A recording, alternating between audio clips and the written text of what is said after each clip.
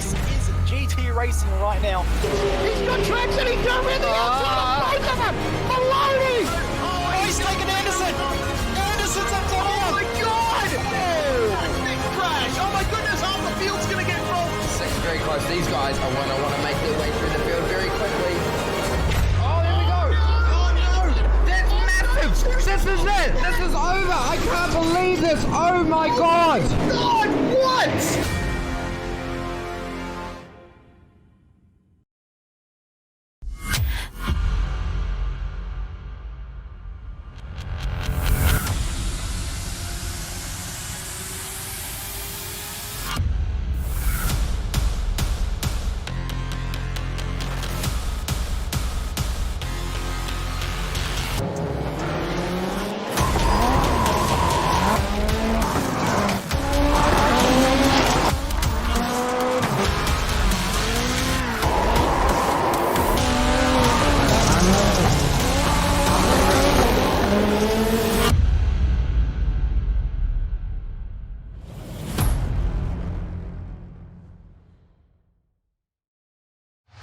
To the front bumper, and he hits him again now. Rayon Fowler into the outside wall. He's gonna pass nearly 3 cars down that front straightaway, and he's gonna get them all done with. What amazing! Racely to the inside goes Logan Cloudman is gonna touch in.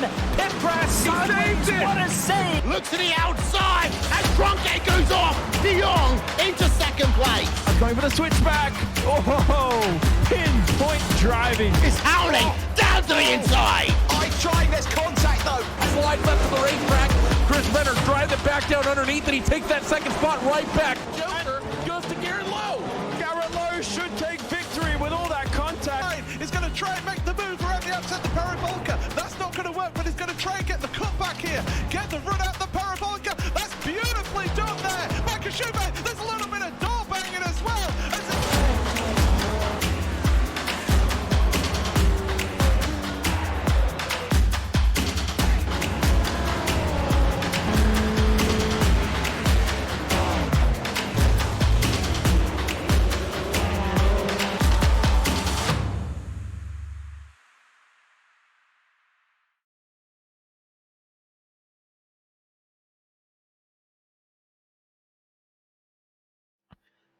Welcome back to Sim Speed TV, part 2 of our Friday night double take.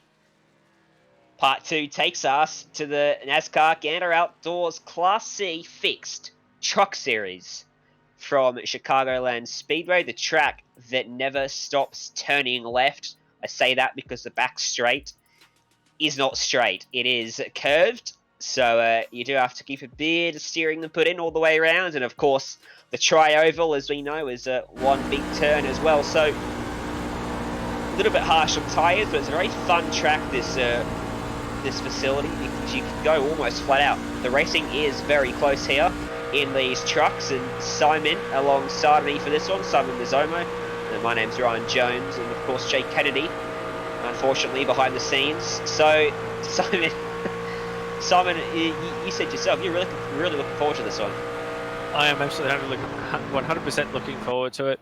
This was the track where I decided that I was actually going to give NASCAR and truck racing a serious dig because of how much fun I had around this place. It's fast, it's flowing, it's just an awesome an awesome place just to race. So, looking forward to a fantastic race tonight. As you can see, the qualifying times are rolling in at the moment. They all should be very, very close as usual. But yeah, this track definitely leads itself to very awesome racing. It certainly does. And looking forward to a good one today. I did a race myself earlier this week, and it was going well until I crashed. So it isn't without its perils, of course. Lined with the Armco barrier, as every NASCAR track is nowadays, which was a fantastic safety improvement that was added in. Doesn't make it any less damaging when you do crash. As we watch Stephen Clark riding on board with him, will go on board for his qualifying attempt then. And this is a man that is quite well known amongst the Australian community, isn't he? Yes, very well known, often coined Sandman, the original voice of SimSpeed. So awesome to see him back out racing again and to see him getting to the line. This should be his first flying lap, or about to start his first flying lap. Nope. Comes in P7th, 0.14 off the pole time. He'll have another attempt, a 30.963 heading down the back straight. Well, we use that term loosely, don't we? Yeah. Now, was Sandman one of the people like you and me who are commentators because they're slow on the track? Or is he one of the people who's a commentator because he's really fast on the track? Definitely quick. As he gets to the line, he'll do a 30.85, jumps up into 5th. That answers your question for you. He can't drive. He's 600ths off of Sulzer up top. Very tight between the top 5 drivers. Kevin O'Brien, we see him week in, week out in this Friday night time slot here in the trucks. His first attempt puts him in 11th. He'll just make it back around to get his second lap in, run it down to the white line, let the car drift back up. Normally, O'Brien goes for a very shallow line down this back straight away, and on the fresh tyres, in clean air, you can run it flat while holding it very tight around the bottom. He does have to lift off a bit because of the shallow line through 3 and 4. Let's see if it works for him as he dives down to the apron. Now that is perfectly legal on 90% of the mile-and-a-half tracks, and it's not a good lap for him. A 31.371 leaves him back in 12th place. The 14 that have set times. 4 drivers won't register a lap in this session. Qualifying comes to a conclusion. We'll take a look at your starting lineup here at Chicagoland Speedway. Norbert Selzer on pole. Jacob McKillop will start outside row 1. Kevin Fries and Mikola Shelbowski starts from 4th. Stephen Clark, Daniel Zara 5th and 6th. Philip Bush and George Balfans Jr. on the 4th row of the grid. Andy T and Ian Jabur round out your top 10. Go to P11. Felix Hennings in P11. Kevin J. O'Brien coming in 12th. Hopefully a better result in the race. Jarko Lukinen coming in 13th. Bryce Armstrong 14th. Tony Kaylor in 15th. Edmund Blackadder 16th. Kyle Mafroka in 17th, and rounding out the 18, Albert Foster. Track conditions for the drivers: 43 track temp, 1 p.m. in-sim start time, and it's fixed at 1 p.m. because it is a fixed series. The cloud cover is dynamic. It's partly cloudy, so we'll get some clouds casting shadows over the track, offering up a fraction more grip on the occasion they do. And 40 laps ahead of us for this one. As always, cautions in effect from C-Class and up in the iRacing official system. And when a caution comes out, that'll be the only time we see them dive down to pit lane, because you can make 40 laps on fuel, and not long enough to warrant pitting for tyres unless you do get that caution, at which point fresh tyres are a massive advantage on the restarts. Yes, new tyres will definitely make a huge difference around here. We sort of see, on average, about lap 20 seems to be the point where the tyres will start to fall off its cliff or start to degrade noticeably, that the lap times will definitely be affected. So provided that, if we don't see a safety car, it's very, very unlikely that we'll ever see a pit stop. But yeah, it definitely does have an effect on sort of the race itself. Obviously, early on, if you run yourself too hard, run too aggressive, you'll chew through the tyres towards the sort of the end of the race. You'll definitely have issues trying to maintain grip.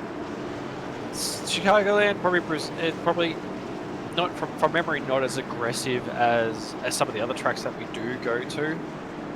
I don't think the loss over a 40 lap run probably not going to be as aggressive as what we've seen on other circuits, but nonetheless, it's still that game you want to play. Do you run hard and early, or do you try and back off and save those tyres for a later run? So one of those things that they'll be thinking about, and we'll obviously want to see how it plays out for them. let's get this one underway. Just a sole lap behind the pace car for the drivers to stay in their formation and get us green.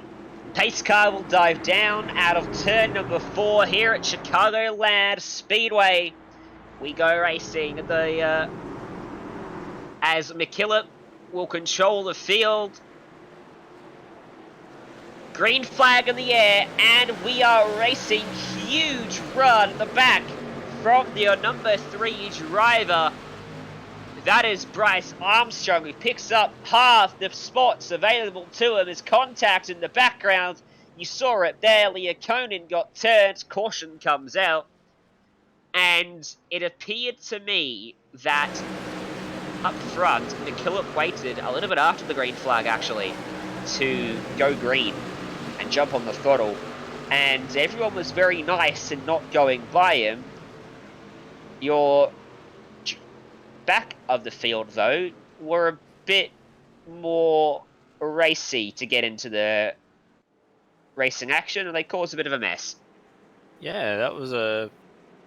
I was sort of sitting there thinking, I was a bit confused myself. Like, he held the start for a very, very long time. And yeah, it does look like he didn't even go green, or didn't even accelerate when we went green. So just having a look back at this replay at the moment, just having a look at what happened into one, does look a bit like... So we got the 16 and the 14 in that one.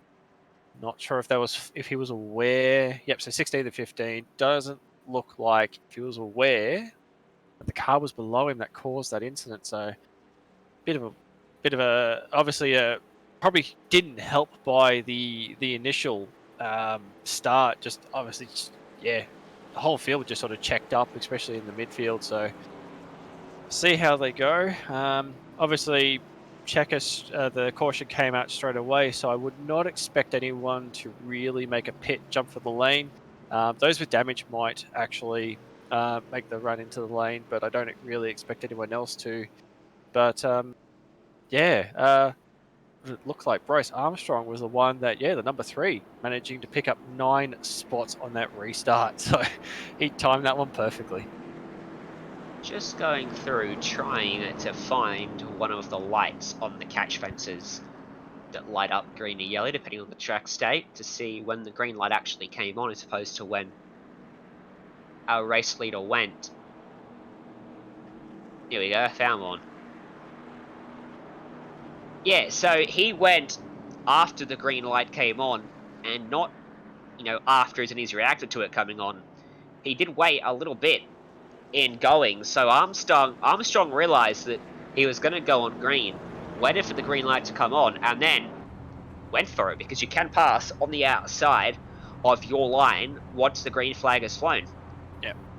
Well, I did notice too, he did have a little bit of overlap as well as they came to the green, so I think he's played that one perfectly. You can't fault him at all. When everyone else was checking up and waiting for the lights to go green, he already planned his attack and executed it perfectly. So starting, pretty sure he's off the back of the grid, so now he'll be in the 3rd row for this restart. So definitely keep an eye on him for this one. If he got that good of a start before, then yeah, who knows what he could do off the 3rd row. He will be off of the 3rd row from 6th place. Philip Bush to his inside, Chlebowski, Stephen Clark, Kevin Fries, McKillop, and Selzer in front. So Norbert Selzer will be your leader, it looks like, coming to the green here. McKillop on the outside, unchanged from the start. I think I actually called McKillop as your race leader. Coming to the green flag, but he did start from 2nd in this one. It will Selzer down to the bottom. Let's see if we can make it past turn 1 this time. Pace car's going to get out of the way. We'll try to go green once more. Oh, no. Yep, no. We are going green. Green flag's out, and again, a late jump from Selzer. Armstrong capitalises once more. Gets to the outside of the number 2 of Stephen Clark. And they'll go almost 3 wide as they approach turn number 1. Slow car down on the apron coming out of pit lane. That was good. He got turned around earlier on. And Sandman all over the back. Kevin Freeze for 3rd place in this one. Can't quite find a way around him. Looks to the outside. Almost gets to the right rear quarter panel. And now he does. Coming out of 4th, squeezed right up against the fence. And Freeze darts down to the apron, trying to take the shortest route and the fastest route. Sandman's holding strong on that top side. Yeah, you can see that down the back as well. We've got Philip Bush, Kevin O'Brien as well. Daniel Zara in a bit of a thick battle at the moment. They were sort of about 4x4, or sorry, 2x2 as they headed on to the final. 4x4, damn! Yeah, I know. If only they were 4x4. But yeah, just sort of see to, and it looks like they're going to go 3 wide as they go into the front straight. We've got George as well in this one. 3 wide into 1. I don't know if they're going to work. Oh, there's a bit of contact there. But number 4 keeping it off the wall. They're slipping behind. Yes, trying to go 3 wide into 1 is not the best way to do it. You can see there's Kevin. Something is Kevin. Oh, there's contact again. It was Balfans Jr. in the middle of 3 through 1 and 2 that just got up into the left side of Bush. And then through 3 and 4, he got in to the left side of Schlabowski as well. So, Balfans not making friends out there at the moment. He gets himself up into 6th place as a result, as we ride on board with Clark back in 4th. Wasn't able to quite complete the move around the outside of Kevin Freeze. He got quite a long way in trying to make the move, but couldn't quite finish it off. It's going to be the stage of the race where everyone starts to settle down, starts to figure out what their strategy is going to be as they head on. So obviously managing to get a good start, no caution this time around, but you can see difference going on at the moment. You can see Zara all over the back of Belfast at the moment. Belfast going defensive as they go for the run into 3. Zara definitely got the pace at the moment, trying. I'm not sure if any damage is happened or any damage has occurred to Belfast's car after that those couple incidents of contact. So see up front as well, Bryce Armstrong has had very good race starts, but it doesn't look like his race pace seems to be going as strong, losing a bit of the gap to the guys in front and starting to slip into the pack behind at the moment. Starting to develop itself into a bit of a 4-car train. We can see Zara going to the inside at 3 and then coming through as well. Andy T is going to a little bit of door-to-door with Belfans as well as he drops, as they all drop to the apron, try and get the straightest run they possibly can up into 1. Belfans hanging up on the high side. It's not really where he wants to be. You can see he's actually trying to come down, try and slip behind. Nope, he's going to stay up high at the moment. Definitely a tight battle pack going on at the moment. Andy T is actually going to have a chance on Zara. There's a bit of contact to get Belfans. Once again, just sticking his nose in and just trying to, I guess, maybe shift some people around to sort of get a position. But yeah, just a little bit too much contact coming from Belfans at the moment. That paint job that he's sporting, a reflection at the moment of his race so far. It's been a bit rusty for him, and he's going to lose out again to Andy T, who gets to the inside. He'll try to complete the move this time by a much better run, and he will do so. So Balfans falls back, and Philip Bush coming back at him. This is who he made contact with a few laps ago when they were 3 wide through 1 and 2. Does Bush want to edge him up the track in a response? No, he doesn't. He will go by easily, and Belfans tucks back into 9th place now.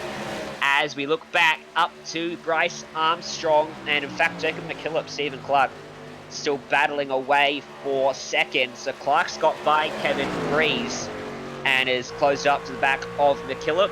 Let's go back to Zara and Andy T.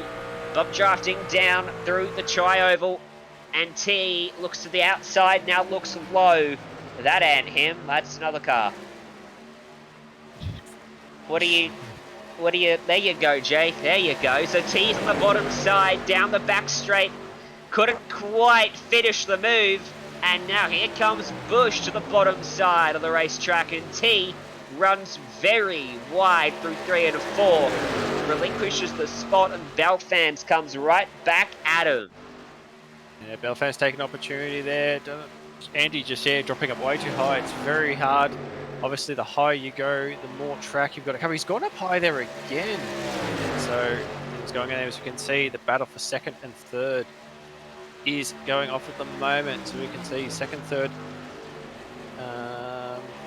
Sorry, apologies. My thing is completely wrong. Here we go. Now I can see second, third, and fourth in this battle at the moment. See Stephen Clark looking for an opportunity to go past on Jacob. Jacob just sort of creating a little bit of a bottleneck at the moment, maybe saving his tyres up at the moment, trying to save him for a bit later in the race. We can see Stephen's got a brilliant run onto the backstretch into 3, has a look down the inside, hugging that bottom line very, very closely. We can also see behind as well Kevin Freeze looking for an opportunity to go through as well, using the draft of Sandman in front of him as they head up into 1. Looks like he's got his nose just underneath. Can he get the job done? Definitely going to have a run on the inside as they come out of 2. They'll be side by side as they run down the backstretch, but is there going to be enough pace coming from McKillop to try and make the run around the outside work? As they head into 3 now. Yep, Kevin Freeze will get that job done. He'll move up into 3rd spot at the moment. Now he's actually going to have a look at Sandman as well. Coming for a look down on the apron. Down into 1. Stephen Clark staying up high. Doesn't look like he's going to jump down. Now he's actually checked himself up a little bit. Kevin, looks like McKillop got the run out of 2. So they come side by side again into 3. And McKillop up right high. Don't know why it was up that high for some reason, but that allows Kevin to go back past again. So now Kevin will have to put his head down. Common mistake we often see people make when someone gets to their inside as they roll over and let it go, or they run too high up the track, where it is possible to defend the outside. If you run the most shallow line you can, that seam on the track you can see just there that he's just crossed over. If you run just your left side's on that, you can squeeze the car on the bottom of the track down. They can't get on the throttle because they'll move up the track, and off the exit of the corner you drive right on by them and you keep the spot. But if you allow them 2 or 3 lanes of room, it is too easy for the guy on the inside. That's just a common mistake we see with people, especially on these splits where there's a big level in iRacing from first to last.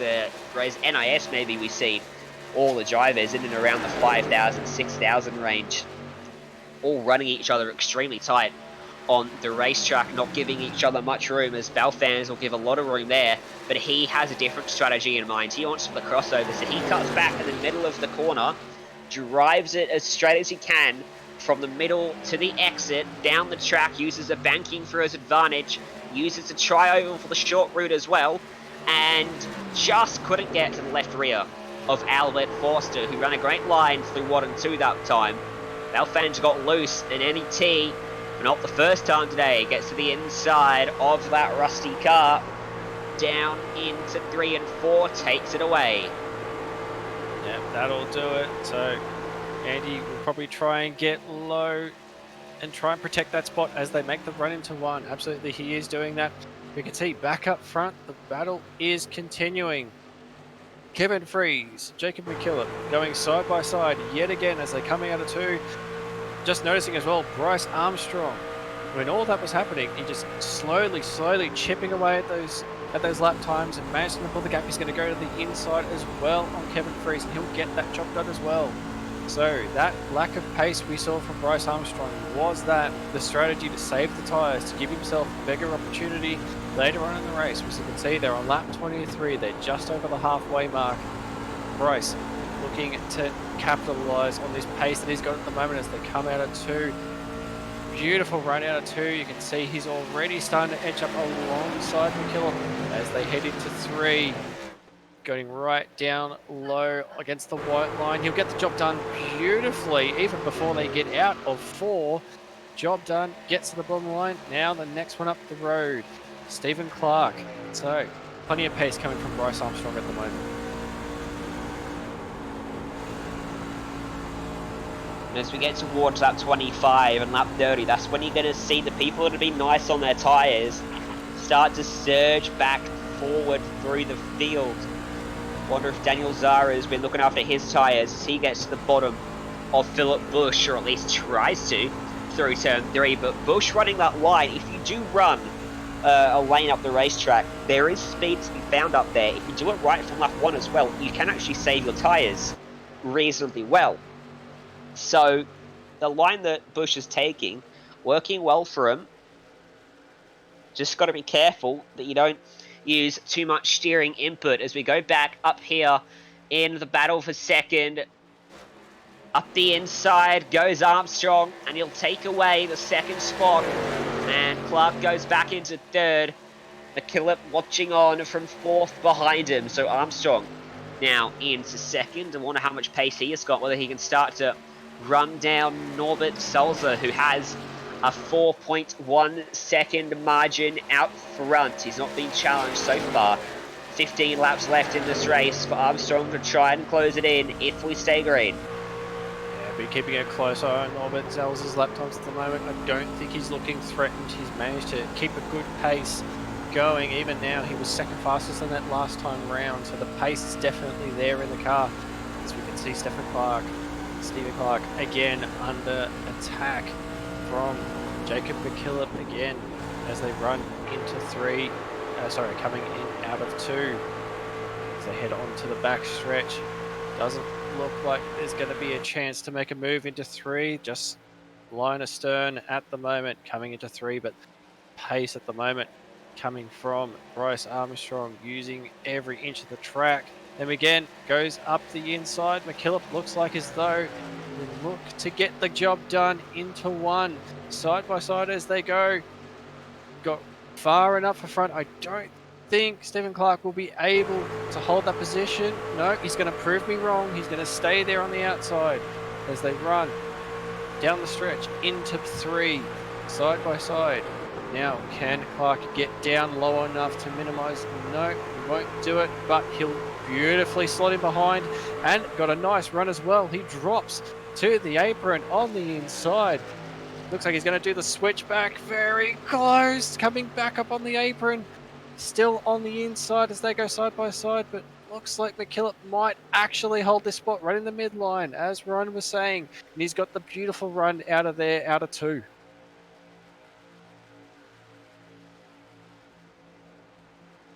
So McKillop puts himself into 3rd, and Clark had some very good early pace, didn't he, on the short run, but long run wise, he does seem to be struggling just a bit at the moment. See if he's got anything to try and come back at McKillop here, as he hasn't let him get away, not yet at least anyway. If he can get a run through one of these corners, he can probably make a move down to the inside. He has a look there, but he hasn't got the run to go with it. You can throw the nose in as many times as you want, but you need to have a run to be able to carry the momentum through the corner. Otherwise, you're going to actually cost yourself overall from trying those moves, as he now starts to fall away from the back of him. Yeah, it's making that decision whether or not, as you're saying, do you go for the move or wait a little bit longer. If you try to go attack too early and burn your tyres up, well, that's it. There's your opportunity gone. You won't be able to have another go again. So by sitting in behind, maybe trying to give the tyres a little bit of a reprieve so we can have another attack later on. So you can see we're inside 10 to go at the moment. Let's see, just having a look here, Albert Forster seems to be closing the gap at the moment to Philip Bush. And up ahead as well, we've got Kevin Frears and Daniel Zara looking like that's a bit of a battle that's going to evolve in a second. So we're trying to getting down into the crunch time for this race, and the positions are definitely not sorted. A few battles that are going to start to emerge.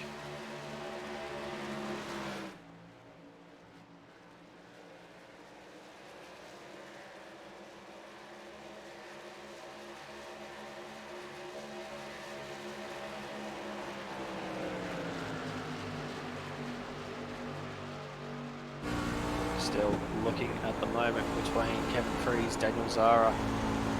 Seems to be where the battle is at the moment for 5th and 6th place. So we have this long ever left turning backstretch, as we call it. You can see Daniel Zara's got a lot of pace at the moment. His mid-corner pace is very, very well as they come out. Oops, Kevin Frears goes straight up high, gives Zara the inside run. So, as they go side by side into one, looks like Zara's going to get that job done. So Kevin maybe realised he didn't have the tyres to battle. Maybe instead of trying to hold the position, slipping behind Zara, try to use the draft, use the ability of Zara in front to tow him along. Oh, he's dropped a little bit too low, and that's unsettled the car as he's hit the apron a little bit. There's not too big of an apron here at Chicagoland, but when you hit it, it does tend to upset the car a little bit, so that's going to drop him back into the clutches of Philip Busch and Albert Forster. Just 5 laps to go when they come across the line here. And out front, the gap is constant from Silza to Armstrong. Armstrong looking like he's got the pace to close him down. Not without something happening in these last few laps. McKillop back in third is looking more and more comfortable as the laps go by from Clark. Then comes the battle for 5th on back. Zara and Freeze, Philip Busch and Albert Forster. These two the closest on the track at the moment. Quite a gap back to Kyle Rothka in 9th, so unless he can, unless these two come together in front of him, doesn't look like he'll get there. But just having a look to see, because Philip Busch is definitely not taking the line that Foster's taking. He's continuing to take a slightly higher line, not quite as obvious there, but he did run maybe a couple tyre widths higher through the corner. Little increments like that can make all the difference on these ovals, and again through 3 and 4, and that line is now enabling him to pull away from Forster, and the battle looks set for that spot now with just 2.5 laps to go for your race leader. Yeah, not long to go now. The battle seemed to have settled down. Just on a side note, Albert Forster up 10 spots. Bryce Armstrong, we've been talking him up all night, he's up 12. And Kyle Mafruka actually is up 8 spots from where he started. So a very nice job from Kyle.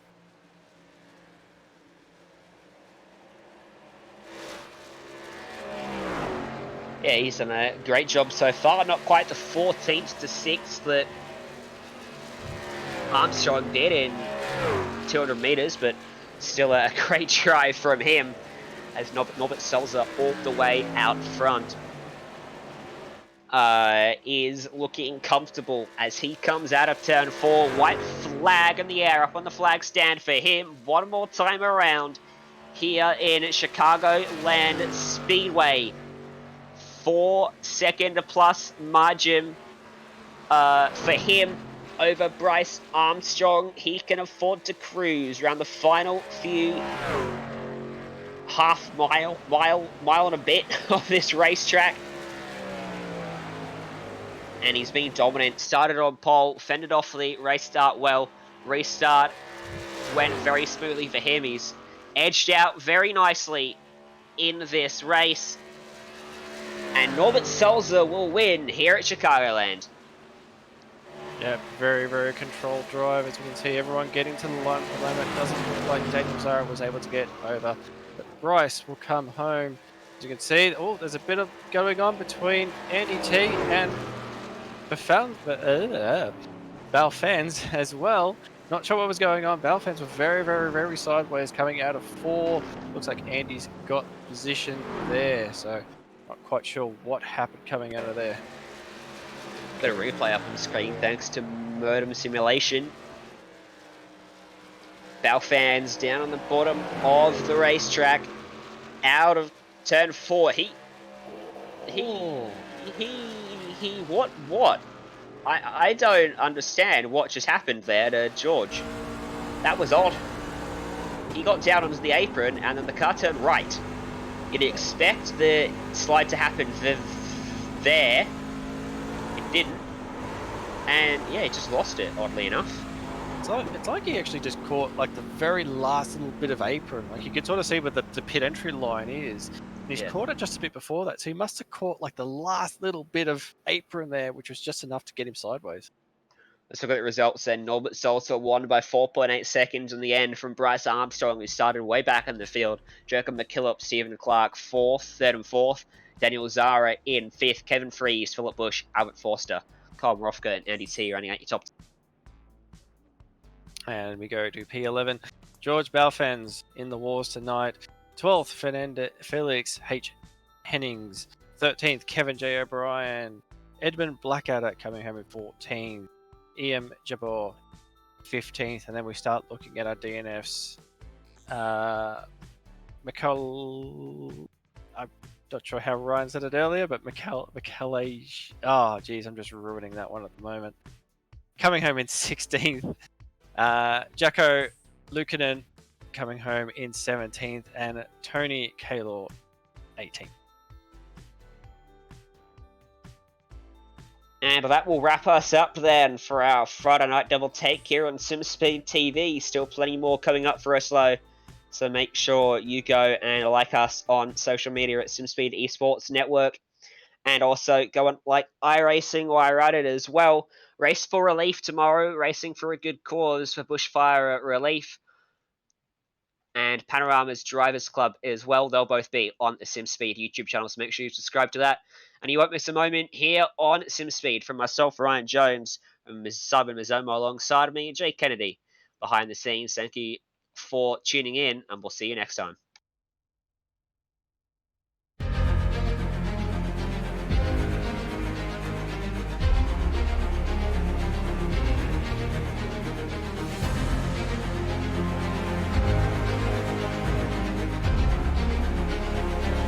This is fantastic.